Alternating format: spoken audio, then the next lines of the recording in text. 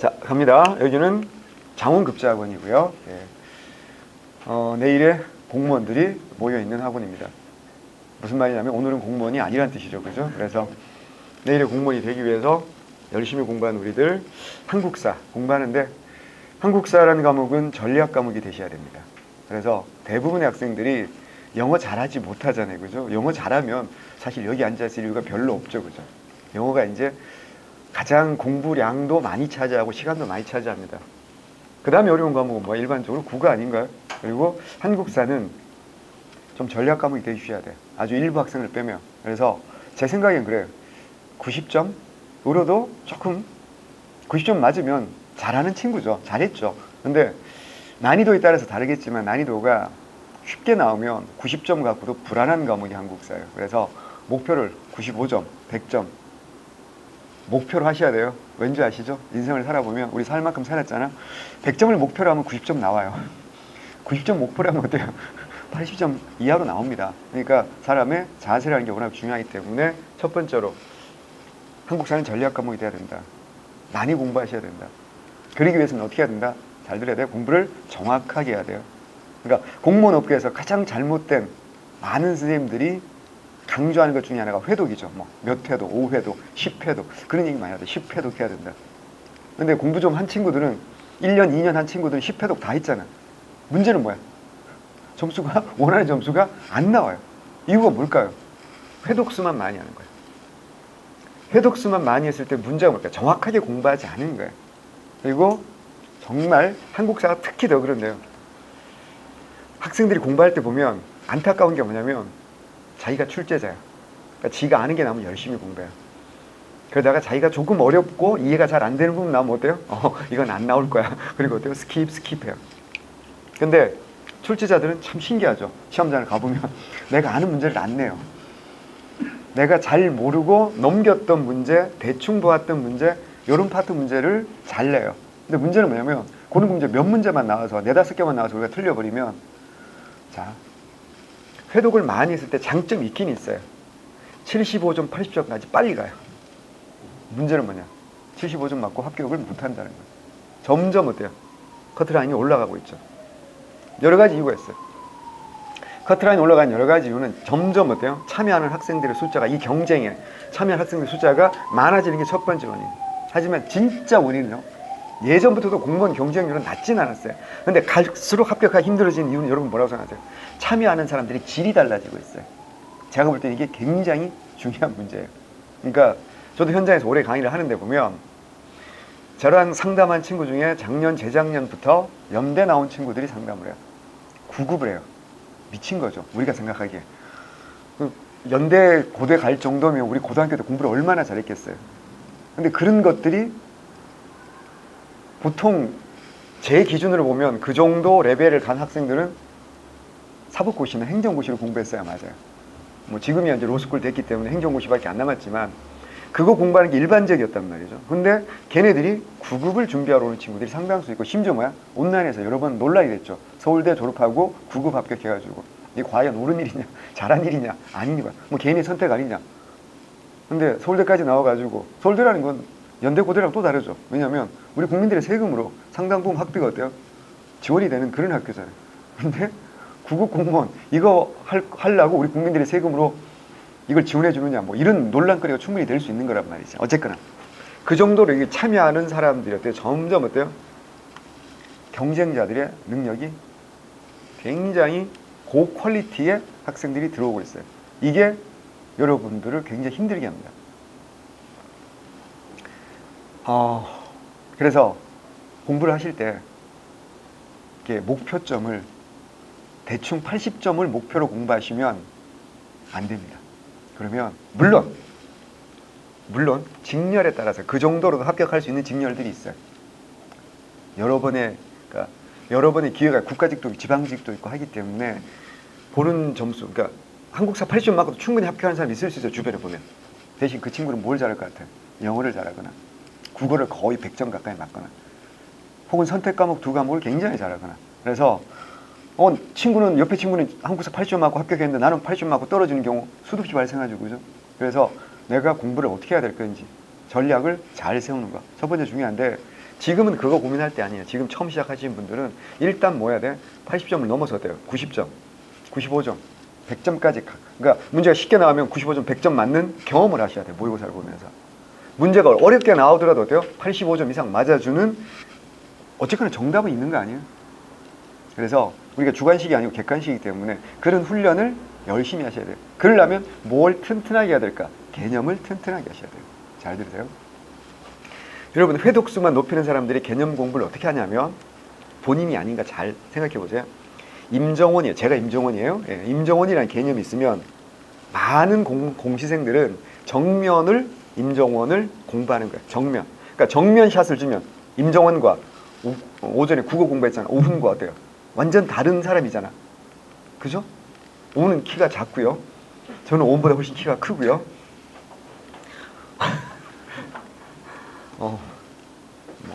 얼굴은 오훈이 잘생겼다고 칩시다. 어쨌거나. 그래서 하여튼 다르단 말이지. 그러니까 정면 샷으로는 구별이 쉽게 돼요.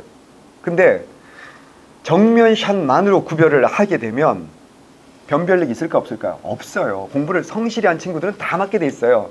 그러면 우리가 합격하느냐 아니냐, 소위 말하는 킬 문제는 어디서 나오냐? 정면 샷에서 나오는 게 아니라 측면 샷, 혹은 아주 드물게 뒤통수 샷. 무슨 말인지 알겠죠? 힌트가 많은 게 정면 샷인 거야. 힌트가 조금 적은 게 측면 샷이라면 힌트가 어때요? 한 단어라든가 아주 직접적인 힌트가 아니라 간접적인 힌트, 이게 뒤통수 샷이야. 이 문제를 맞추느냐 아니냐에 따라서 어때요? 내가 당락이 결정되는 거야. 근데 회독수만 열심히 하는 사람들은 계속 정면 샷만 하는 거야. 왜? 그렇게 빨리 하지 않으면 회독수를 많이 늘릴 수가 없으니까. 그러니까 지가 아는 걸 계속 강화하는 거 나쁜 건 아닌데, 문제가 쉽게 나왔을 때는 그런 방법이 어때요? 통할 수 있어요. 근데 문제가 조금만 난이도 있게, 예를 들어 2018년 국가직 정도로 나온다. 그러면 절대로 합격을 할 수 없어요. 왜냐하면 자신의 경쟁자들은 정면샷만 공부한 친구들이 아니거든요. 측면샷, 후면샷까지 다 공부한 친구들이 합격하게 돼 있어요. 그래서 공부를 빨리 하는 것보다 제 생각은 그래요. 정확하게 공부를 하셔야 돼요. 정확한 개념을 공부하셔야 되고, 공부하실 때 개념을 대충 공부하지 말고 제대로 공부를 하셔야 돼요. 제가 오늘도 테스트를 한번 해볼 겁니다. 오늘 이제 OT를 겸해서 할 건데, 첫 만남에서 여러분 여기 왜 앉아 있어요? 잘 생각해야 돼요. 여러분, 학원이란 조직과 선생이란 존재를 어떻게 개념 규정할지도 굉장히 중요해요. 여기 이제 우리 대표님하고 박모, 아까 오셨던 그 대표님하고, 여러분 뭐라고 불러요? 그분을? 대표님이라고 부르죠. 그죠? 그 대표님하고 상담을 해서 우리 학원에 등록을 하신 거잖아. 마치 상담할 때는 대표님이 마치 합격증을 들고 있는 것처럼 하고 있다가 우리가 이 학원에 등록만 하면 어때요? 막 자기가 막 합격증을 주는 것처럼 그런 식으로 상담을 하죠. 그래서 또 여러분은 설득이 돼서 등록을 한 거 아닌가? 이런 걸 전문용어로 뭐라고 하는 줄 알아? 보이스피싱이라고 하는 거야. 편집해야 되겠네. 대표님 보시면 화내실 것 같은데. 농담일 것 같죠? 진담이에요. 그러니까 합격증을요, 대표님이 써서 만들어서 줄 수 있는 게 아니잖아. 그러면 우리 학원은 아마 마감났을 거예요. 근데 이렇게 소수 정예가 앉아있을 리가 없잖아. 이것도 뻥이네. 그냥 소수이지 정예는 아니잖아. 앞으로 정예가 될 것이지, 그지? 소수 미래 정예. 공부라는 게 절대, 그러니까 학원이라는 건요, 믿고 따르는 존재가 아니야. 선생도 마찬가지야. 믿고 따르는 존재가 아니라 여러분이 뭐 해야 돼? 이용해야 되는 거야. 이용해야 되는 거야. 공부의 주체, 인생의 주체는 여러분이 돼야 되는 겁니다. 그래서 학원을 잘 이용해야 돼. 강의도 잘 이용해야 되는 거고, 자습실도 잘 이용해야 되는 거고, 강사를 잘 이용해야 되는 거야, 선생들을. 그래서 뭐 해야 돼? 질문도 하시고. 여러분 권리가 있는 거잖아. 수강료를 냈고, 이 학원의 모든 시설물을 이용할 수 있고, 강사들을 이용할 수 있는 자유이용권을 끄는 거야. 그러니까 롯데월드 가서 자유이용권을 끊었으면 어떻게 해야 돼? 그냥 많이 즐기고 와야지. 뭐 빅3만 탈 거면 뭐하러 자유이용권을 끊어요. 그러니까 자유롭게 이용하셔야 된다고. 이용을 많이 하셔야 돼. 그러려면 어떻게 해야 되냐? 공부를 해야지. 내가 공부를 해야지 뭘 할 수 있어? 질문을 할 수 있어. 명심해야 돼. 자, 생각해봐요. 질문을 할 때 있잖아. 이런 질문을 하는 친구도 있어요. 선생님, 저 조선 잘 모르겠어요. 어쩌라고. 그거는 질문이 아니라 자기 고백인 거야. 선생님, 전 공부 하나도 안 했어요. 어떡하라고? 조선 역사 500년이야. 그걸 질문 시간이 어때요? 한 5분, 10분 만에 이걸 설명해달라는 건 말도 안 되는 이야기잖아. 그럼 어때요? 그런 질문을 할 수도 있는데 조선을 공부할 때 어떤 방향으로 어떤 관점에서 공부해야 됩니까? 라는 질문을 할 수 있지만 선생님 조선을 10분, 20분 만에 알려주세요. 이건 말이 안 되는 거란 말이죠. 그럼 뭐 해야 될까요? 공부를 이렇게 하시는 거야. 공부를 하시다 보면 어때요? 내가 책을 읽어서 우리가 한글은 깨우쳤으니까 책을 읽어서 깨우칠 수 있고 내가 외울 수 있는 부분은 어때요? 외우는 거야. 그런데 뭐가 안 되는 부분을 질문하는 거야? 이해가 안 되는 부분을 질문하는 거야. 이게 왜 중요하냐면 우리 학교 다닐 때 수학 풀어봤잖아요. 수학을 풀 때 선생님 저 함수 모르겠어요. 그럼 그게 질문이 아닌 거잖아. 어떻게 해야 돼? 함수 문제로 돼. 지가 풀다 보면 막히는 부분이 있다고. 한 줄 풀고 두 줄 풀다 보면 이제 막히는 부분이 있어. 여기서 막혀서 더 이상 진도가 안 나가는 거잖아. 그럼 어떻게 해야 돼? 선생님 전 요렇게 풀었는데요. 요 부분을 모르겠어요. 그럼 선생님 뭐 하는 거야? 원포인트 레슨을 해주는 거지. 그래서 또 요거 요렇게 적용해서 풀면 요렇게 다음 단계로 적용하면 된단다. 그렇게 질문을 하셔야지 가장 짧은 시간에 효율적으로 질문이 가능하고요. 내가 왜 이런 말을 하냐면 학원 다니다 보면 학생들이 선생님을 이용하는 게 아니라 선생님한테 의존하는 학생들이 너무 많아요. 의존하는 친구들이 뭐 안 좋아서 옆에 앉아서 계속 그냥 징징징거리니까 자기는 질문이라고 하는데 내가 볼 때는 질문이 아니에요. 옆에 선생님 봐도 국어도 마찬가지, 영어도 마찬가지야. 그냥 선생님 좀 힘들어요. 징징징거리는 유치원 애들일 뿐이냐. 30살 넘은 유치원생일 뿐이야. 그러니까 그거는 인생의 주인이 자기가 아닌 거고 공부의 주체가 자기가 아닌 거야. 그렇게 공부하는 친구들 치고 짧은 시간 학교 간 친구를 내가 본 적이 없어요. 절대 그게 안 되는 거야. 그거는 인생관의 문제이기도 하고 공부의 방식의 문제이기도 합니다. 명심해야 돼. 인생의 주인은 나인 거고요. 공부의 주체는 나인 거야. 내가 해야 되는 거고 내가 뭘 알고 내가 뭘 모르는지를 정확하게 알아야지. 그러려면 뭘 해야 돼? 내가 공부를 해야 돼. 그래야지 뭐 해야 돼? 의문점이 생기는 거고요. 그 의문점을 하나씩 요즘은 세상이 좋은 세상이니까 구글 신한테 물어봐야 되고 녹색차한테 물어봐도 돼요. 그래서 그렇게 해결할 수 있는 건 해결하세요. 예를 들어 아주 단순한 단어 문제라든가 그런 건 그렇게 해결할 수 있다고. 근데 그걸 봐도 어때요? 이해가 안 되는 경우도 사실은 많이 있어요.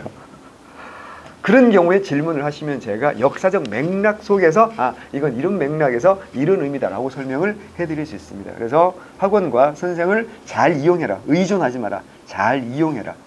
절대 대표나 선생들이 여러분의 합격증을 그려줄 수 있는 게 아니다. 합격증을 그리는 건 누가 그리는 거다? 내가 그리는 거야. 지금도 한 땀 한 땀 여러분이 합격증 그리는 거야. 이제 백지잖아. 그죠? 백지에 이제 점 하나씩 찍어서 내가 합격증을 그리는 거야. 명심해야 돼. 이거 명심하지 않으면 결국은 어때요? 남 탓을 하게 됐어요.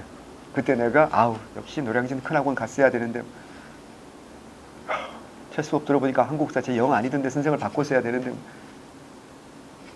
내가 중심이 돼야 됩니다. 명심하세요. 이거 첫 번째로 좀 말씀드리고 싶고요. 그 다음에 이제 공부하다 보면 첫 시간이니까 잔소리 좀 할게요. 내가 볼 때 우리 학원 선생님들을 쭉 봤을 때 잔소리 할 사람이 별로 많지 않아요. 국어생 막 문법부터 시작했죠. 예. 별로 잔소리 하는 스타일이 아니야. 왜냐면 그 사람은 대단히 개인주의자예요. 그래서 학원 생활 이렇게 하다 보면 누가 자기한테 간섭하는 거 정말 싫어하고요. 그리고 자기가 간섭 받는 거 정말 싫어하고 자기도 딴 사람 인생에 간섭하지 않는 스타일이에요. 그러니까 굉장히 개인주의적인 스타일이에요. 그래서 전 되게 제 스타일이에요. 맞아요. 그러니까 서로 막 질척대고 이런 거 싫잖아. 막 형 이러고 막 이러고. 저보다 형이에요. 그 국어 선생님이. 놀랬어요? 예. 너 이따 옥상으로 따라오세요. 뒤통수 찍어주세요. 인증샷으로 남겨야지 캡처해서. 다시. 그래서 잔소리할 분들이 별로 없을 것 같아 하는데 첫 번째, 자, 공부할 때 나타나는 증상들이 있어요. 어떤 증상들이 나타나냐? 첫 번째, 우리 여기 아침부터 시작해서 저녁까지 여기에 있어야 되는 거잖아요. 그죠? 이게 의자가 무슨 안락한 대기업 회장님 의자도 아니고 뒤로 확 이렇게 넘어져가지고 안락하게 코 골면 잘 수 있는 것도 아니고 힘들어요. 하루 종일 여기 앉아 있는 건 생각보다 힘들어요. 누구는 몰라요? 부모님은 몰라요. 내가 여러분 부모님한테 딱 하루만 시간 내서 여기 와서 딱 2시간만 내 수업 듣고 가시면 좋겠어. 그러면 여러분을 바라보는 시각이 완전 달라질 겁니다. 부모님은 광고에 쏟고 있죠. 누구는 6개월만 합격했다더라, 누구는 1년만 합격했다더라, 학원 계단 올라오니까 뭐 3개월만 합격한 것도 막 써놓고. 저런 걸 뭐라고요? 사기라고 하는 거예요. 절대 쏘시면 안 돼요. 절대 쏘시면 안 돼요. 3개월, 6개월 만에 합격한 친구들은요, 무슨 의미예요? 한글을 3개월 전에 깨우쳐서 합격했다는 뜻이 아닌 거 아시죠? 우리 학원에 온 지가 3개월 됐다는 뜻입니다. 그 이전에 어느 학원에서 몇 년 공부했는지는 안 쓰잖아요. 학원 이름부터 사기인 회사도 있어요. 공모, 단기학원 뭐 이런 학원들 있잖아요. 짧은 시간에 되냐고요? 안 됩니다. 이건 편집해야 되겠다. 사기라고 했습니다. 어쨌든 거기 나오는 학원 홈페이지에 홍보하는 애들은요, 제가 볼 때는 거의 다 과장 광고입니다. 실제로 1년만 합격한 친구들 있죠. 저도 1년만 합격한 친구, 1년 안 돼서 8개월, 10개월만 합격한 친구 있었어요. 제 수업 시간에도. 그 친구는 뭐냐? 일단 고등학교로 외고를 나왔어요. 무슨 말이겠어요? 영어를 잘했다는 뜻입니다. 두 번째, 지금 현재 대학생이에요. 그러니까 공부에 단절이 없었던 거야. 형처럼 대학교 졸업하고 몇 년 동안 딴짓 하다가 회사 생활하다가 이게 머리가 완전 포맷되고 난 다음에 다시 공부 시작. 그게 아니란 얘기야. 공부에 단절이 없었다는 얘기야. 그리고 그 친구 결정적인 세 번째 이유가 있어요. 여자친구랑 헤어졌어요. 공부 시작하자. 맞아. 그러니까 그 친구 합격한 다음에 저랑 이제 저 합격생들하고 자주 만나니까 그렇게 빨리 합격한 비결이 뭐냐? 첫 번째가 뭘까 하냐? 여자친구랑 헤어진 것 같습니다. 그래서 자기는 그런 게 있었대. 꼭 1년 만에 합격해서 합격증을 프사에 올려서 여자친구에게 후회하게 만들어주고 싶었다. 뭐 이런. 그래서 합격했거든?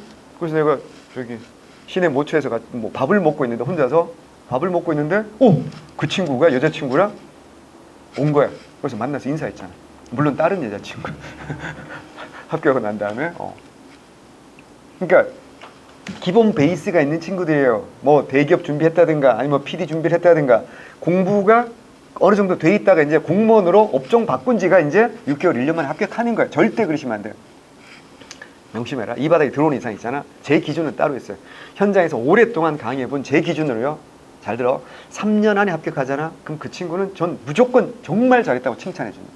3년 안에 합격하면요. 그 친구는 정말 성실하게 열심히 노력한 친구입니다. 3년만 안에 9급 기준으로. 제가요.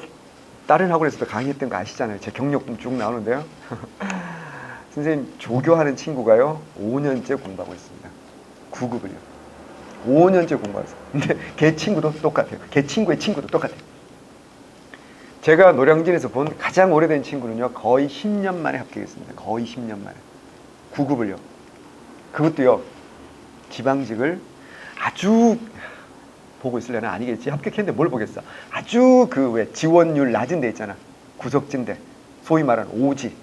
그러니까 무조건 합격해야 되는 거야. 이제 너무 오래 공부하다 너무 지치고 힘들고 이제 뭐 주변 사람들 부모님이라든가 보기도 너무 힘들고 여자친구는 벌써 합격해가지고 근무한 지 몇 년 됐는데 자기는 이러고 있고 동네 여자친구는 연상이고 막 이런데 너무 급한 거지. 그래서 정말 합격만 할 수 있는 데로 가서 거의 북한하고 이제 바로 코앞에 있는 거기서 합격했어요. 거의 10년 가까이 했으니까 20대 청춘 전체를 노량진에 다 보낸 거야. 그러니까 3년 안에만 합격하면 정말 열심히 하고 성실하게 공부하는 친구입니다. 그러니까 부모님한테 부모님 자꾸 뭐라 그러시면 저한테 전화 연결해 주세요. 제가 해결해 드릴게요. 여러분 잘 못 싸우지만 전 잘 싸울 수 있거든요. 얼굴이 안 보이니까. 그러니까 자, 제가 처음에 말씀드린 내용이 뭐냐면 3년 안에 합격하면 정말 잘하시는 겁니다. 그러니까 뭐 해야 되냐? 꾸준하게 하셔야 됩니다. 그러니까 현장에서 강의하도 많은 친구들이 한 1년 정도 하다가요. 특히 나이가 든 친구들 1년 정도 하다가 뭐 하냐면 지치고 힘드니까 돈을 벌어야 된다 이래가지고 다른 일을 해요.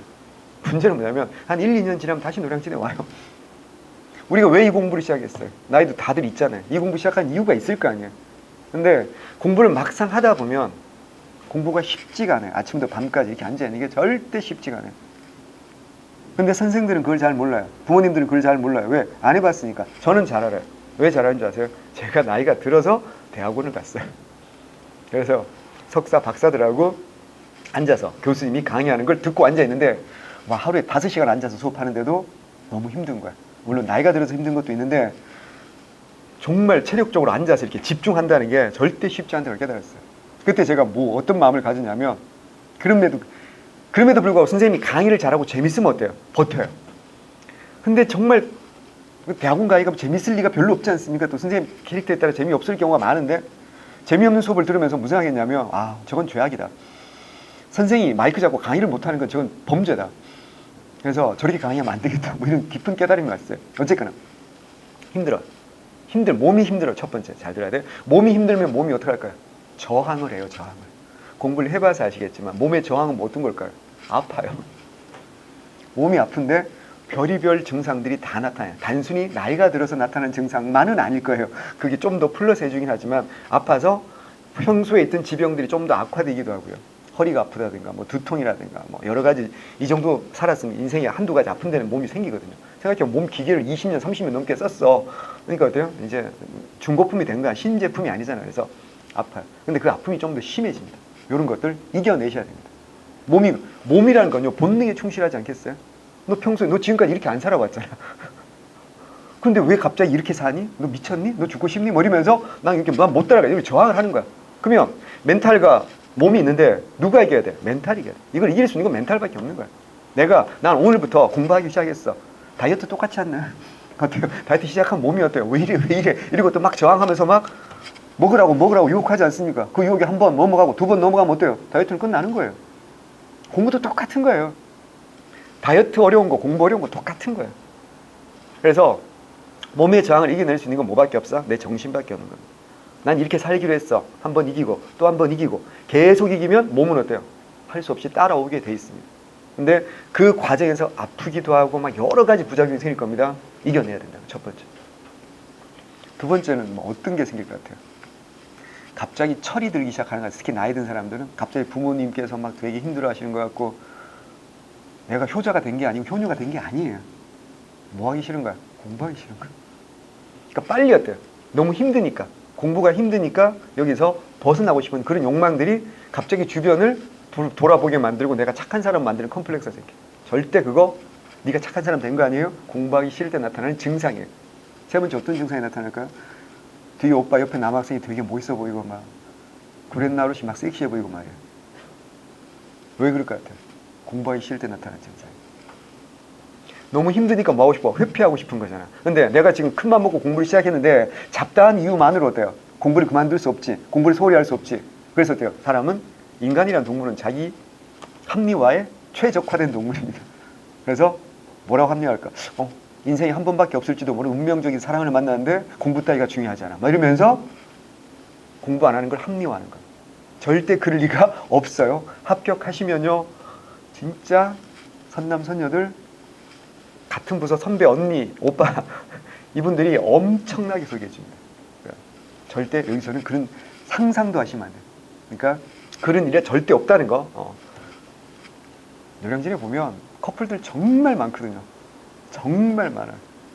근데 서로 힘들어서 어때요? 의지가 되면 좋은데 내가 힘들어서 힘든 얘기하면 상대편은 어때요? 더 힘든 얘기를 하죠. 오래 가기 힘들어요. 그거는 그 관계는 오래 가기 힘들어요. 잠깐 그냥 현실을 도피하기 위함일 뿐 공부에 어마어마한 방해됩니다. 이게 인간은 기계가 아니기 때문에 감정의 동물이기 때문에 감정을 소비할 때 어때요? 만나고 사랑하고 헤어지고 싸우고 감정을 소비할 때 뭘 쓰게 돼 있어요? 어마어마한 에너지를 쓰게 돼 있어요. 그 에너지를 쏟아 부어버리면요. 공부에 집중할 수가 없지. 사람인데 기계가 아닌데 절대 안 됩니다. 연애 한번 시작하면 좋아하는데 좋은데 뭐 한 달, 두 달 가죠. 유지하는데 한두 달 유지하다가 헤어질까 말까 싸우고 막 이럴 때 또 한두 달 또 가죠. 6개월 그냥 훅 지나갑니다. 그러면 연애 한 두세 번을 하면요. 한 3년 그냥 훅 지나가요. 그럼 뭔 공부가 되겠어? 절대 안 됩니다. 이런 것들 되게 조심하셔야 됩니다. 그런 것들이요. 공부하기 싫을 때 나타나는 증상이다라는 걸 명심하세요. 그리고 우리는 이제 숫자가 많지 않아서 덜한데 또 어떤 증상도 나타나는 줄 아세요? 갑자기 자기가 정의로운 마블 히어로가 되는 거예요. 왜냐면 사람이 많은 학원에 가면요. 다수가 있으면 어떤 사람이 생기게 돼 있어요. 숫자가 적어도 상관없어. 그거 아시죠? 또라이 총량의 법칙이라고 있어요. 1. 어느 조직에나 또라이는 있다. 2. 한 또라이 가면 또 다른 또라이가 온다. 3. 우리 조직에 아무도 또라이가 아닌 것처럼 느껴진다면 혹시 내가 또라이가 아닌지 의심해 봐야 한다. 그래서 그런 또라이가 눈에 보이면 사람이란 게 어때요? 아우, 이제 나는 공부가 중요한 게 아니지. 우리 학원을 위해서, 우리 반을 위해서 저 새끼만 학원에 쫓아내는 게 내 유일한 임무가 되는 거지. 내 의무가 되는 것 같아. 내가 정의를 실현하는 정의의 사자처럼. 그럼 무슨 뜻이야? 내가 갑자기 정의로워진 게 아니라 뭐라고요? 공부가 하기 싫어진 거야. 공부를 1년 이상 해본 사람들은 제가 말씀드렸던 증상 중에서 한두 가지 이상은 반드시 나타난다는 걸 느끼실 겁니다. 절대 그건 자기가 훌륭한 사람 된 거 절대 아니에요. 그래서 예를 들어서 학원에서 그 또라이가 학원을 관두거나 합격해서 나갔다 쳐요. 그럼 그때부터 공부가 잘 돼요? 아니거든요. 얘기했잖아. 한 또라이 가면 또 다른 또라이가 온다고. 이제 서열 2위가 이제 그 1위를 차지하고 이번에는 쟤를 잘라야 돼. 뭐 이렇게 되는 거야. 절대 그건 문제의 본질이 아니라는 거야. 본질을 정확하게 파악하시고. 그래서 공부라는 건 길고 험난한 과정입니다. 공부가 힘든 건요. 하루, 이틀, 일주일, 한 달 정도까지 열심히 해서 합격을 한다. 그러면 합격 못할 사람 아무도 없어요. 근데 제가 말씀드렸잖아. 최소 1년이고 최소 단위가 1년이고요. 길게 3년 정도는 공부를 하루처럼 하셔야 돼요. 왜 합격자가 소수인 줄 아세요? 그렇게 1년 또는 3년을 하루처럼 꾸준히 열심히 하는 사람이 드물기 때문에 합격자가 소수인 거예요. 그 안에 들어가는 사람들이 합격하는 거예요. 그 안에 들어간 사람 중에서 일부가 합격하는 거야. 명심해야 돼요. 열심히 달려도 매일 그 자리 같잖아요. 우리 인생을 살아보면 어때요? 그래서 하소연하는 친구들이 많아요. 후배들이라든가 친구들 중에서. 그럼 제가 하는 말이 있어요. 넌 열심히 달렸기 때문에 그 자리에라도 있는 거다. 네가 만약에 멈추었거나 쓰러져 있었으면 넌 그 자리에 있는 게 아니라 저기 뒤에 저 밑에 지하실에 있을 거다. 열심히 달리셔야 됩니다. 열심히 달린다고 합격한다는 보장은 없죠. 하지만 열심히 안 달리면 어때요? 떨어진다는 건 100%입니다. 열심히 하셔야 됩니다.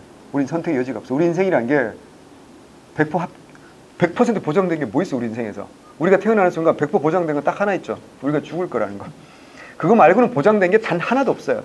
우리가 하는 건 인간으로서 할 수 있는 게 어때요? 우리 전지전능하지 않잖아. 인간으로 할 수 있는 건 최선을 다하는 것일 뿐이고, 그 최선을 다하는, 그래서 올바른 방향으로 꾸준히 해 나갔을 때, 힘든 위기가 올 텐데 꾸준히 해 나갔을 때 합격할 겁니다. 그걸 혼자서 하면 어때요? 혼자서, 요즘 인터넷 시대니까 혼자서도 집에서도 할 수 있어요. 근데 뭐가 안 되냐? 꾸준히 나가기가 힘들어요. 그러니까 우리 남학생들 군대 갔다 와서 아시겠지만, 우리 군대에서 아침마다 일어나서 막 우통 벗고 왜 구보하잖아요. 그거 혼자 살아 그러면 하겠어요? 특히 겨울에 미친 거죠. 제정신이면 그걸 할 수가 없어요. 한겨울에, 여학생은 잘 모르겠는데 한겨울에도요 6시 반이면 일어나잖아요. 그죠? 일어나가지고 우통 벗고 그 태양의 후예 받잖아. 그 막 엄청 좋아하잖아. 여자 그 의사와 간호사들이 막 양치하면서 막 구보하는 거 보면서 막 너무 행복하다 뭐 이러면서. 그건 막상 해봐요. 행복하게 해서. 보면 행복하지. 하는 사람이 정말 힘든데 왜 할 수 있냐? 수백 명이 함께 하거든요. 수백 명이 함께 하기 때문에, 그래서 고참들은 맨 앞에 안 뛰잖아요. 그죠? 옆에, 앞에, 뒤에 딱 세우고 한가운데 쏙 들어가야 바람을 막아주고 이등병들 앞에서 막 찬바람 맞고 뛰는 거야. 근데 이등병도 혼자서는 못 한다니까 수많은 사람, 그러니까 마찬가지야. 학원이라는 게 있고 선생들이 있고 옆에 동료들이 있는 건 우리가 힘든 걸 함께 나아가는데 훨씬 어때요? 효율적이고 도움이 돼요. 그래서 내가 혼자 하면 나태해질 수밖에 없어요. 게을러질 수밖에 없어요. 경쟁 상대가 없으니까. 그래서 숫자가 많건 적건 딱 타겟을 정해야 돼요. 제일 공부 열심히 하는 애를 타겟을 정하세요. 그래서 제가 공부하는 시간은 나도 공부한다. 뭐 이런 것들. 이런 것들이 여러분을 하루하루 공부하시는 게 쌓이고 쌓여서 결국은 그게 합격증이 되는 거지, 선생들이나 대표님이 합격증을 그려주지 않을 겁니다. 인간이니까 힘들고 지칠 때는 대표님하고 상의도 하시고, 물론 저도 있으니까.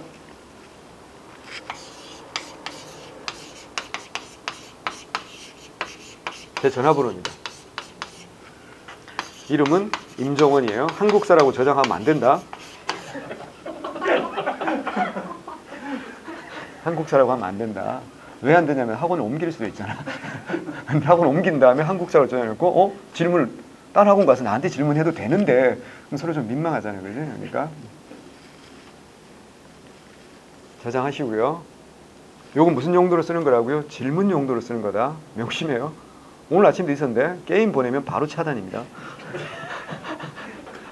인간들이 그 게임 보내면 뭐 자기한테 이익이 있어요? 전 게임을 안 해서 그런 걸 전혀 모른단 말이죠. 게임을 제가 즐겨 하면 고맙다 이러고 할 텐데, 제가 거의 컴맹 수준이라 게임할 시간이 어딨어요. 책 볼 시간도 없는데, 강의하고 책 볼 시간도 없는데. 그래서 질문거리 있으면 질문하세요. 예. 어떤 질문이라도 좋아요. 뭐 공부 질문도 괜찮고요.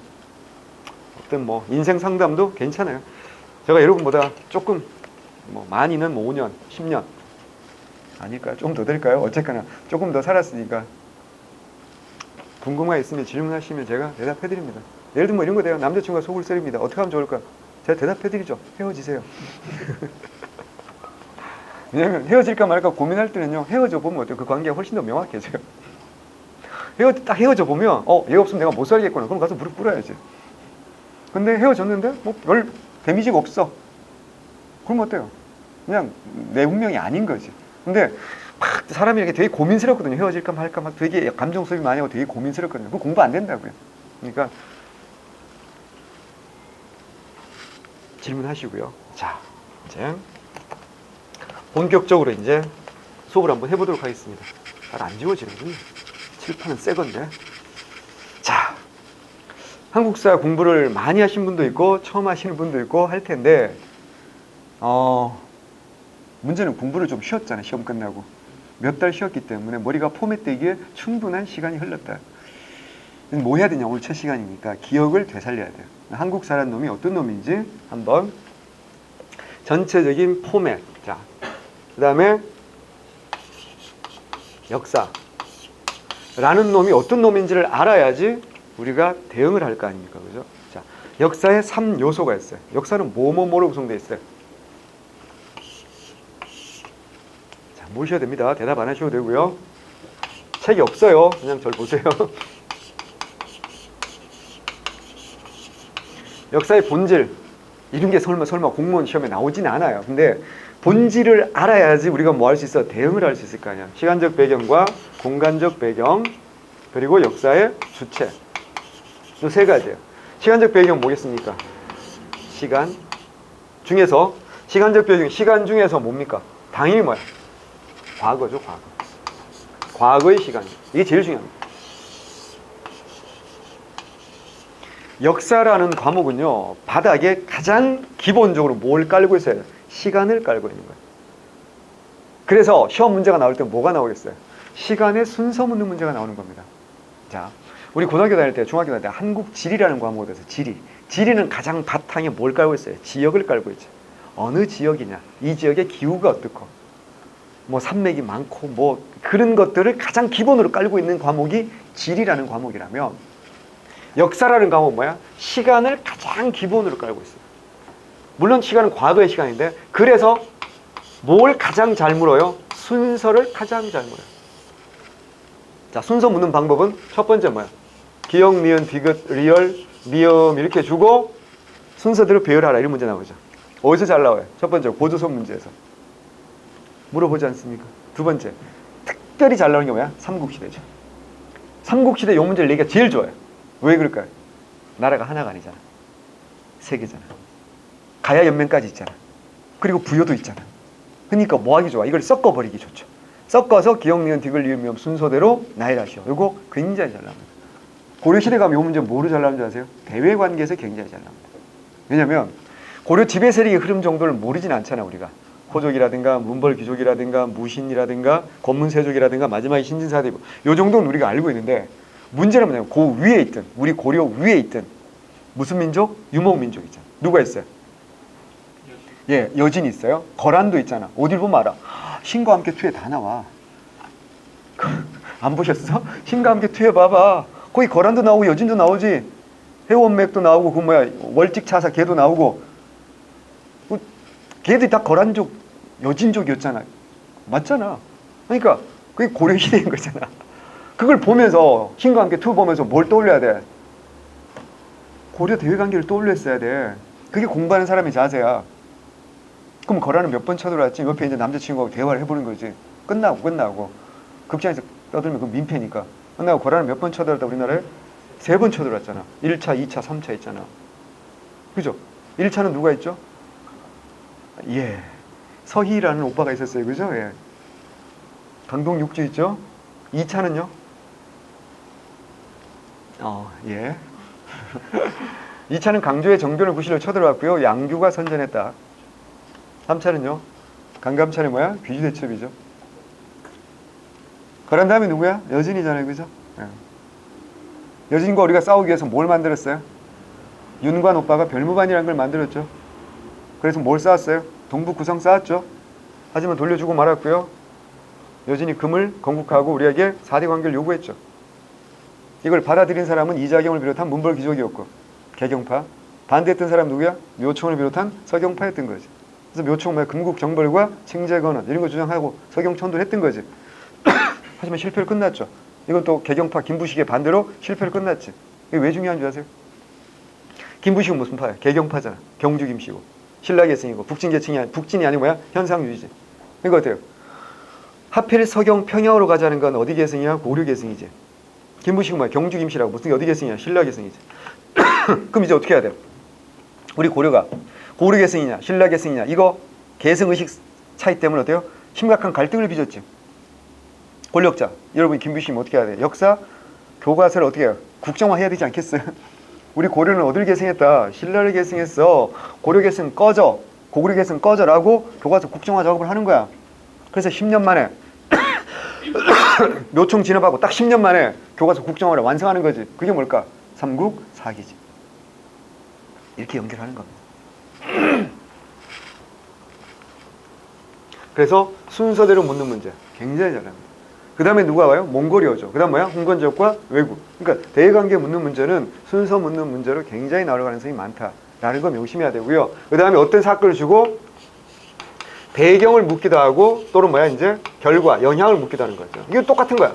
배경은 그 사건의 과거를 묻는 거고 영향은 뭐야? 그 사건 이후에 전개되는 걸 묻는 거예요. 혹은 또 잘 나오는 이거잖아. 가와 나를 준 다음에 요 사이에 들어갈 일이 뭐냐 이렇게 물어보는 거죠. 삼국시대 이런 문제 굉장히 잘 나오지 않습니까? 그러니까 뭐 시대를 통틀어서도 이 결국은 뭐야? 가장 많은 문제형이 뭐라고요? 순서 묻는 문제입니다. 그래서 이 베이스에 뭘 깔고 있다? 순서. 자, 다른 시대도 있지만 제가 고려 시대를 좀 전에도 말씀드렸지만 자 해볼게요. 918년에 나라가 세워집니다. 그래서 1392년에 나라가 망하죠. 그죠? 475년 동안에 왕이 34명 존재했던 나라가 고려라는 나라인데 요걸 이제 보통 전기 후기 나눌 때 딱 반띵하는 중요한 시기가 있어요. 그게 뭘까요? 1170년부터 1270년까지. 이걸 우리 뭐라고 그래요? 무신 집권기라고 하는 거야. 이게 무슨 정변이고 무신 정변이고 요건 뭡니까? 개경환도거든요. 그리고 그 전에 전기, 그래서 전기와 후기 이렇게 나눌 수 있는데 그 전기를 또다시 초기와 중기를 나누는 게 일반적으로 이게 1019년에 뭐야? 귀주대첩을 기준으로 하는 겁니다. 그래서 여기를 우리가 초기라고 말하고 여기를 이제 중기라고 말하고 여기를 무신집권기. 물론 요거 두 개 앞에서 전기라고 하면 돼요. 무신집권기 그 다음 뭐야? 원나라 간섭기가 되는 거잖아. 그 다음에 고려 조선 넘어가는 과도기 말리기 이렇게 되는 거고요. 여기 이제 1351년에 무슨 왕이 즉위하면서 공민왕이 즉위하면서 이제 바뀌는 거거든요. 그래서 흔히 학자에 따라서 시기를 4개 또는 5개로 나눕니다. 우리는 뭘 알아야 되냐면 이걸 알아야 됩니다. 시기를 알아야 돼요. 그래서 묘청의 잠버릇까지 열심히 알았어요. 근데 문제는 문제가 그렇게 나오지 않는다는 거죠. 몇 번이야? 묘청 몇 번이야? 묘청이 몇 번이라는 게 문제야. 2번이거든. 그럼 김부식은 몇 번이야? 당연히 2번이겠지. 이장윤도 몇 번이야? 2번이지. 그러니까 봐봐요. 초기에는 역사의 주인공이 누군지 잘 봐요. 태조, 광종, 성종. 태광성이야. 하지만 중기는 어때요? 시험 문제가 왕도 존재하지요. 뭐 독종, 정종도 있고요. 문종, 숙종, 예종, 인종, 의종까지가 있어요. 하지만 우리 어때요? 처음 공부하는 친구들은 그걸 공부하는 게 중요한 게 아니라 출제 빈도라는 게 있거든요. 순서가 있단 말이에요. 합격하려면 문종, 숙종, 인종, 문종, 숙종, 예종, 인종, 의종 다 알아야 돼요. 그러나 처음에 공부할 때는 공부를 그렇게 하면 안 되거든요. 여기는 역사의 주인공이 왕이 아니에요. 누구예요? 문벌귀족이라고. 그래서 문벌귀족 누구야? 이자겸, 묘청, 김부식이 여기 시험 나오는 거예요. 그리고 이 정치사를 알아야지 문화사 쪽으로 가서 뭐가 나와? 삼국사기가 아까 설명드린 대로 나오는 겁니다. 여기도 어때요? 왕들 있죠. 왕들이 여러 명 있긴 하지만 우리가 외우지 않잖아. 누구를 외워? 무신집권인 걸 외운 거야. 이방, 정중부, 그죠? 경대승, 이민 이런 사람도 알면 좋지. 하지만 누구 처음부터 처음에 공부해야 될 건 누구야? 최충원과 최후를 공부하는 거야. 얘네들이 어때요? 최충원 같은 경우 왕을 4명을 막 바꾸잖아. 중요합니다. 원나라 간섭기. 여기도 왕이 있죠. 충땡 왕이 있죠. 열선, 숙해, 목정. 그래서 6명의 왕이 나와요. 하지만 우린 충렬왕, 충산한 정도가 시험에 나오는 왕들이고요. 여기서 진짜 중요한 누구야? 지배 세력은 뭐야? 고문세족이지. 누구야? 원탑으로 중요한 사람 누구야? 기철이 오빠야. 그러니까 고문세족의 정치적 성향 뭐? 친원파. 경제적 기반 뭐? 대농장. 결국 이런 게 시험 나오는 거예요. 역사의 주인공은 얘네들이거든요. 막판에 누구야 이제? 새롭게 누구야 이제? 공민왕이 개혁을 하지 않습니까? 공민왕 한 일은 뻔하죠. 안으로 말하는 거야. 왕권 강화해야 되고 고문서에 억눌러야 되니까. 밖으로 말하는 거 반원 자주정책 하는 겁니다. 이게 시험에 나오는 거고, 혼자서 못하니까 새로운 세력 등용한 게 누구야 이게? 신사. 누구야? 신진사 되고. 그리고 개혁을 할 때 자기의 대리자를 내세우면 그게 빠박이 승려. 누구야? 신돈. 하지만 공민왕이 암살되면서 봤잖아. 영화 보셨죠? 쌍화점 보셨잖아요. 그지? 조인성 암살되잖아. 쌍화점 안 봤어요? 그걸 왜 안 봤어? 오늘 집에 가서 당장 다운받아 보세요. 그 재밌는 영화인데 그걸 왜 안 봐? 조인성 오빠도 나오고 누구 나오지? 하여튼 송지효 언니도 나오고 주진모 오빠도 나오고. 영화 안 좋아하세요? 영화 좋아하는데 그런 건 별로. 장르 뭐 로맨틱 코미디 이런 거 좋아하세요?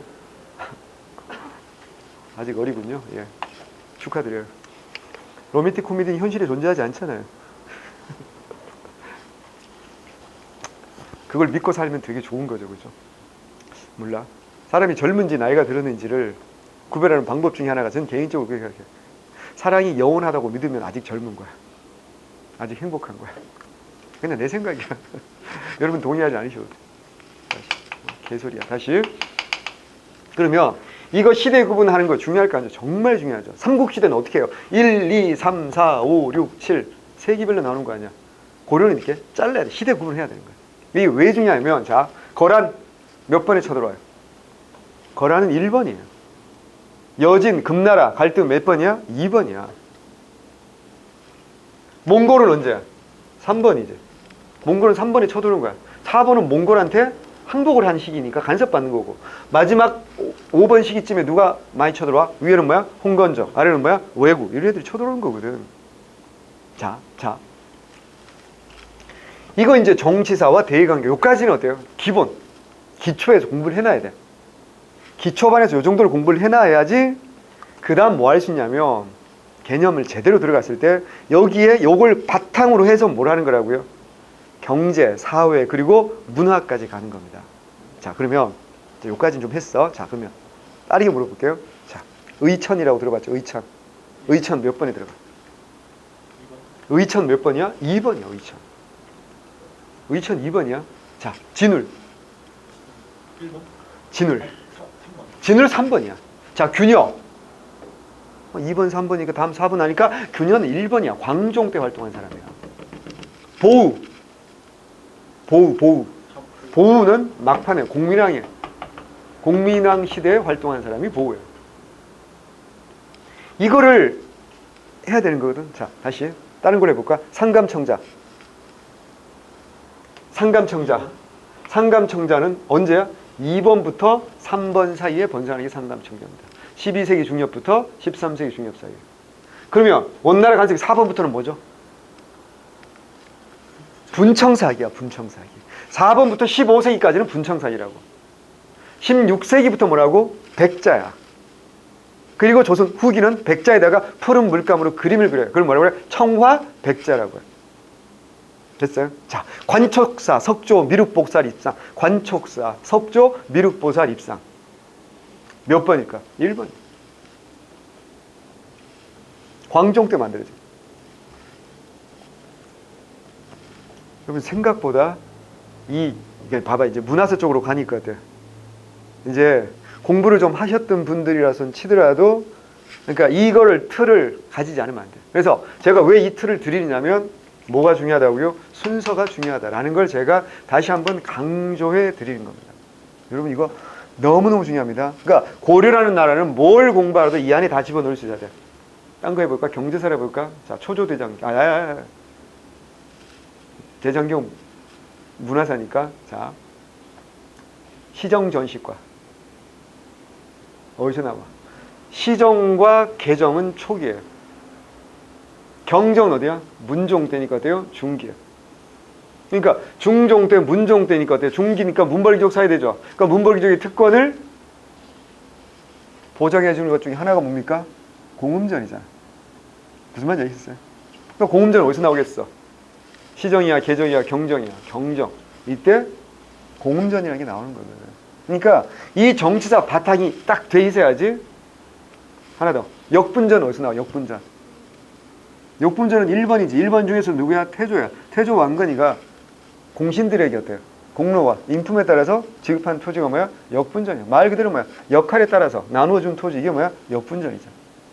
그러니까 그런 것들을 이 틀 안에서 이 틀을 만드는 게 첫 번째로 중요해요. 선생이 할 일은 뭐냐면 이 틀을 딱 만들어서 이렇게 공부하셔야 된다라는 길을 보여주는 거야. 그럼 그 다음에 이제 세세한 거 외우는 퍼포먼스는 누가 해야 돼? 여러분이 하셔야 되는 거야. 그리고 의문이 생기면 질문하셔가지고 이걸 흐름을 제가 완벽하게 만들어 드릴 겁니다. 완벽한 흐름을 만들어 드리면 여러분은 그걸 뭐 해야 돼? 입력을 하셔야 되고 그리고 이걸 반복적으로 꺼내는 연습을 하셔야 돼요. 개념 공부는 뭐냐면 입력하는 공부예요. 근데 공부를 좀 해보신 분들 알겠지만 입력이 어딘가는 돼 있어요. 문제는 시험장 가서 이 출력을 해야 되는데 자꾸 오답이 엉뚱한 게 출력이 자꾸 된다고. 왜 그런 줄 알아요? 얘기했잖아요. 너무 회독수에만 급급해서 정확하게 공부하지 않으셔서 그런 거야. 예를 들면 이런 거야. 비유를 들면 갑자기 예고 없이 집에 손님이 들이닥쳐요. 내 방을 5분 안에 정리해야 돼. 할 수 있죠. 모든 잡다한 것들을 어떻게 하면 돼? 다 집어넣으면 되지. 장롱이 다 집어넣으면 되는 거 아니야. 옷장에 다 집어넣으면 돼. 겉으로 보면 깨끗해 보여. 그게 여러분 공부하는 방식이야. 특히 한국사. 그리고 어떻게 깨끗해진 것처럼 보이지만 문제는 뭐야? 이거 내가 필요한 걸 꺼내려면 어떻게 해야 돼? 어마어마하게 혼란스럽지. 이거 뒤지고 오만스럽 다 뒤져보고 해야 되는 거잖아. 왜? 개념이 들어가 있는데 너무 복잡하게 막 집어넣는 거야. 어떻게 해야 돼? 양말은 양말, 속옷. 티셔츠 이렇게 딱딱딱 잘 집어넣어야지. 개념을 잘 집어넣어야지. 어떻게 해? 잘 꺼낼 수 있는 거야. 왜? 우리 시험은 2박 3일 보는 게 아니거든. 100문제 100분에 끝내야 된단 말이에요. 더 큰 문제는 뭔지 알아? 영어 보는데 30분 걸리거든. 영어를 잘하든 못하든 보통 30분은 걸린단 말이에요. 그러니 나머지 과목들은요. 공부를 하실 때 한국사만 그런 거 아니에요? 정확하게 개념을 집어넣어 놓으셔야 빨리 꺼낼 수 있고 정확하게 꺼낼 수 있어요. 그러기 위해서는 어떻게 한다고요? 이런 틀이 필요하다는 걸 명심하셔야 돼요. 옷장에 파티션이 돼 있어야 되는 거지. 그래야지 속옷 칸, 양말 칸이 파티션이 돼 있어야지 잘 집어넣고 빨리 꺼낼 수 있지 않겠냐고요. 이걸 여러분이 하셔야 되는데 이걸 잘 안 한다고. 자, 고를 예를 들면 정치사 쭉 공부하잖아. 그 다음 뭐해? 경제사 공부하잖아. 그 다음 뭐야? 사회사 공부하고 문화사 쭉 공부하는데 이렇게만 쭉 이렇게만 하잖아. 공부를 처음에 할 때 이렇게 공부하는 게 맞아? 가로로 하는 게 맞아? 그 다음에 뭘 해야 될까? 세로로 해야지. 정치, 경제, 사회, 문화 세로로 한번 해봐야 되는 거지. 이렇게 쭉쭉 해보셔야 됩니다. 그래야지 그게 두 번째 공부하는 거야. 자, 하나 더 해줄까? 그럼 세 번째. 합격하는 학생들은 여기서 끝나면 안 돼요. 뭐까지 해야 되는 줄 알아? 주제별로도 공부를 해야 돼. 예를 들면 농서면 농서, 의서면 의서. 이걸 주제별로 어때요? 전 시대를 쭉 한번 정리할 수 있어야 돼. 무슨 말인지 이해되시겠죠? 그러니까 근데 그걸 처음부터 그렇게 공부하면 어때요? 체해요. 아직 여러분은 공부 근육이 생기지 않았어. 공부 근육이 헬스장 가봤잖아. 잔 근육 근육 풀지 않고 막 100kg짜리 벤치프레스 들면 어떻게 돼? 근육이 생기는 게 아니라 어때요? 파열됩니다. 있잖아. 잘 생각해. 내가 어느 수준인지를 잘 봐야 돼. 자, 권투 배워본 적 있어요 혹시? 권투 선수? 예. 선수는 아니고. 권투 도장 가면 제일 먼저 글러브 끼워줘요? 줄넘기부터 시켜요? 줄넘기부터 시켜. 정말 지겹게 줄넘기 시키죠. 왜 줄넘기 하는지 아세요? 살 빼려고 줄넘기 하는 게 아니야. 줄넘기를 통해서 어때요? 권투는 움직여야 되죠.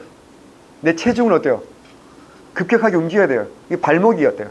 버텨내지 못하는 거예요. 그래서 줄넘기를 통해 가지고 내 체중도 빼야 되지만 내 발목 근육, 전체적인 관절 근육을 키워야 되는 거야. 안 그러면 권투를 할 수가 없거든. 그래서 열려 줄넘기부터 해. 서예학원 다녀봤어요. 서예학원 다녀보면요. 처음부터 막 글씨 쓰라 그래? 절대 아니에요. 뭐 하는 줄 알아? 바둑판만 그래요. 하루 종일 바둑판만 그리고 있어요. 가로, 세로, 이동만.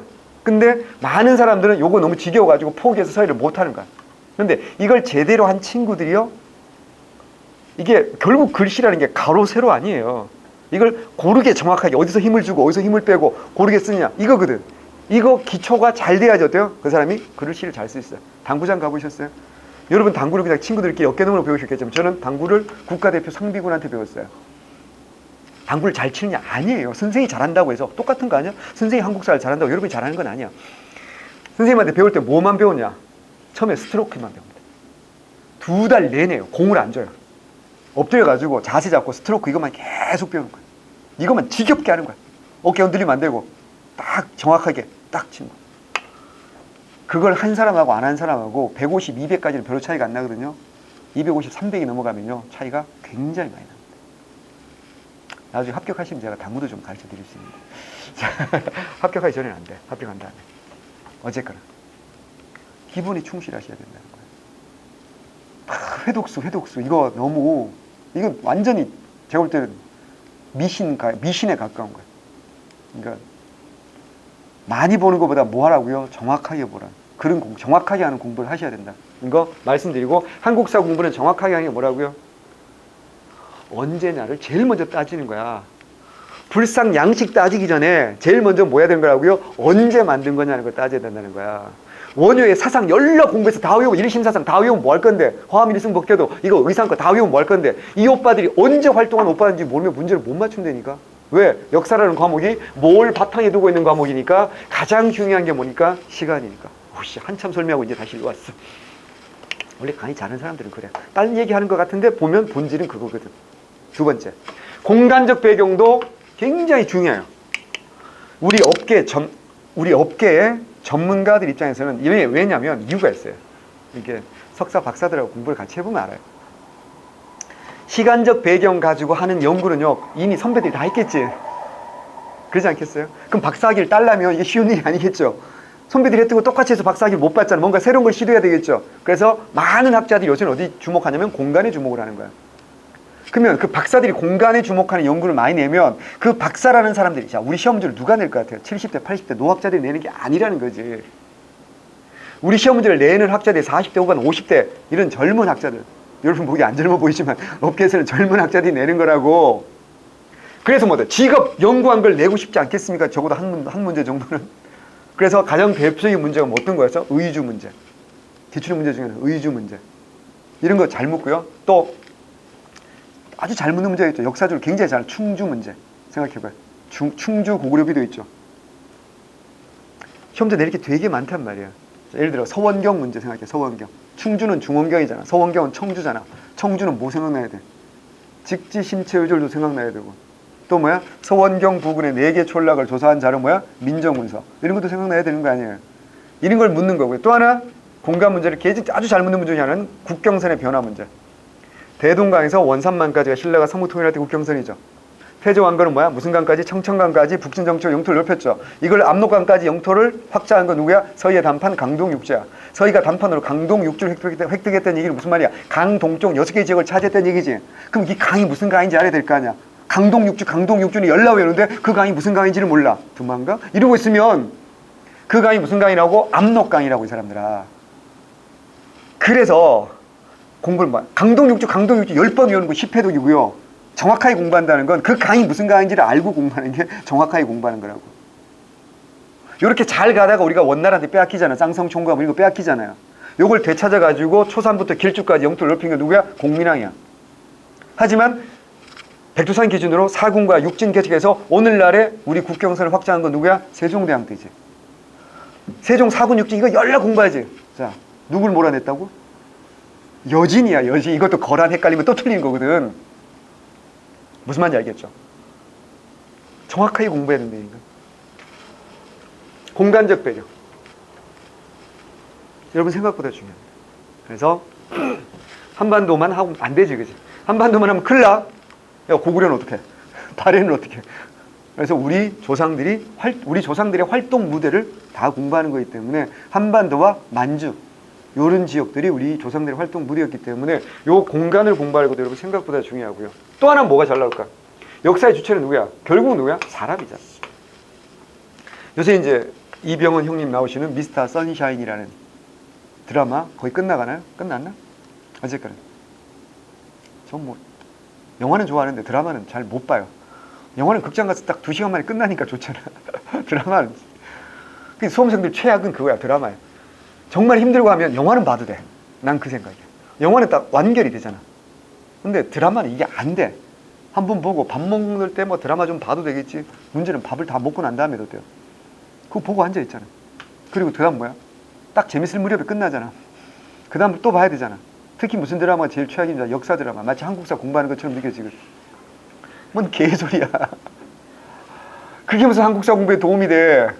아주 안 되는 건 아니지만 그거는 한국사 공부하는 게 아니라 그냥 나는 드라마를 본 거예요. 합리화하지 말라고. 그러니까 드라마는 절대 여러분에게 악입니다. 음악은 들으셔도 돼요. 힘들 때 뭐 사람이 기계가 아닌데 음악은 들으셔도 돼. 한 곡, 두 곡. 내가 좋아하는 음악은 들으셔도 돼. 이동 중이라든가 막 집중 안 되고 할 때, 지훈 씨가 밥 먹을 때 음악은 들으셔도 돼요. 딱 끝나잖아. 끝나는 걸 해라고. 근데 절대 질질 이어지는 거 있잖아. 도깨비 이런 거 보면 큰일 나는 거야. 역사의 주체는 사람이야. 나라가 망해갈 때, 망해갈 무렵에 대한제국이잖아요. 그죠? 똑같은 시간과 똑같은 공간에 많은 사람들이 살고 있는 거 아니에요. 근데 사람들의 대응 방식은 어때요? 다른 거지. 이완용 것처럼 나라를 팔아먹는 놈도 있고, 그 이완익이라고 나오잖아요. 그 죽었잖아요. 총 맞아 죽었나? 어쨌거나 그건 드라마죠. 실제로 이완용 총 맞아 죽어요? 아니에요. 1926년까지 잘 처먹고 잘 살다가 죽습니다. 이완용이 을사조약 한번 사인하고 돈을 얼마쯤 받았을까? 공짜로 해준 거 아니에요. 돈 받은 거야. 20억. 정리실조약 한번 사인하고 10억. 괜찮지? 이름 한 글자 10억씩이야. 그래서 이완용이 죽을 때까지 우리나라에서 현금왕 탑3 안에 들었어요. 원래 이완용 가난한 집에서 태어났거든요. 양자로 가고 뭐 그런 우여곡절이 있는데 어쨌거나 그런 쓰레기도 있는 반면에 누구도 있어요. 안중근 같은 분도 있는 거 아니에요. 그래서 인물학습에 대해서 시험 나올 가능성이 제일 많은데, 자, 인물학습으로 누가 제일 중요할 것 같아요? 왕입니다. 왕. 왕이겠지 당연히. 그래서 우리가 어때요? 항상 역대 왕들이 업적 공부하는 거 아니야. 왜 그래? 왜 왕이 중요하지? 왕이니까. 그딴 소리 하지 말고. 그럼 원초적인 질문. 역사에서 중요하다 안 중요하다 어떻게 결정할까요?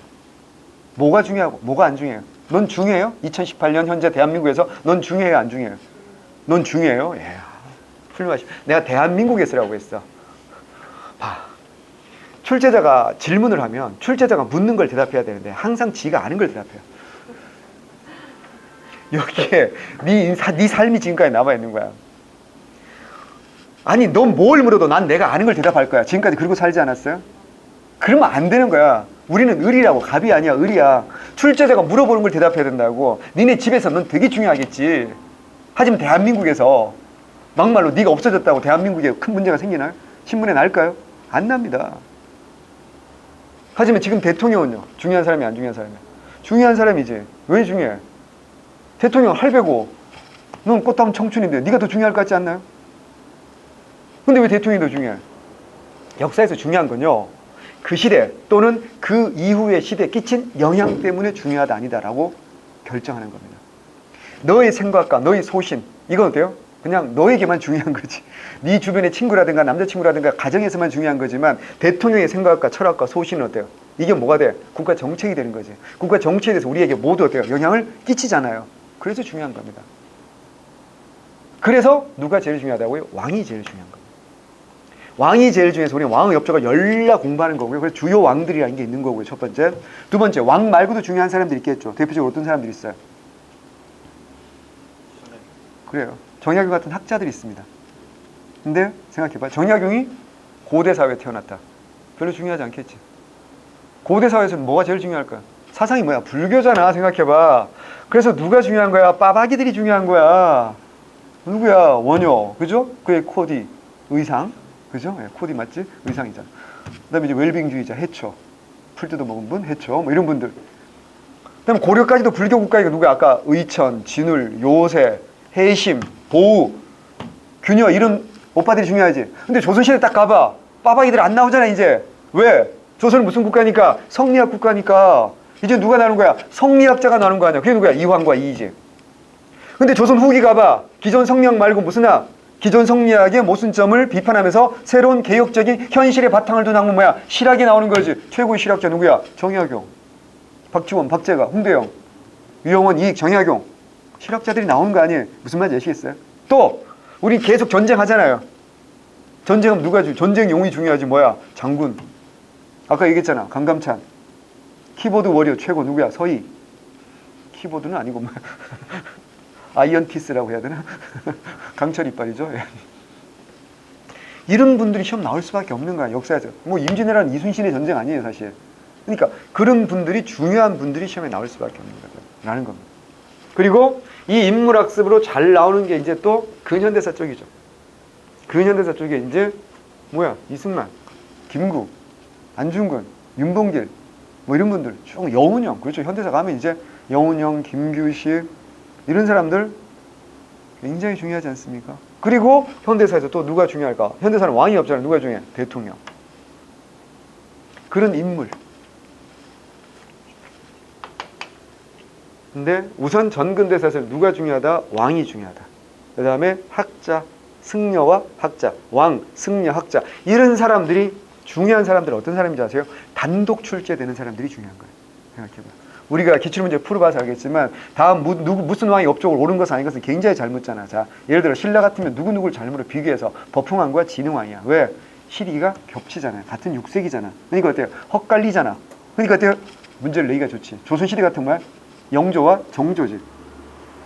헛갈리잖아. 그래서 우리 시험 보는 이유는 뭐야? 변별력 때문에 보는 거잖아. 누군 합격해야 되고 누군 떨어뜨려야 되기 때문에 시험을 보는 거잖아요. 여러분이 얼마나 열심히 공부했냐 그걸 보는 게 아니란 말이지. 그래서 떨어뜨리기 위해서는 되도록이면 어때요? 헛갈리게 만들기 위해서 그런 분들이 시험에 잘 나오는 거예요. 중요하고 역사에 영향을 끼친 게 많고 그리고 여러분이 헛갈릴 수밖에 없는 그런 것들 시험에 나옵니다. 외우셔야 되는 거예요. 이건 답이 없는 거야.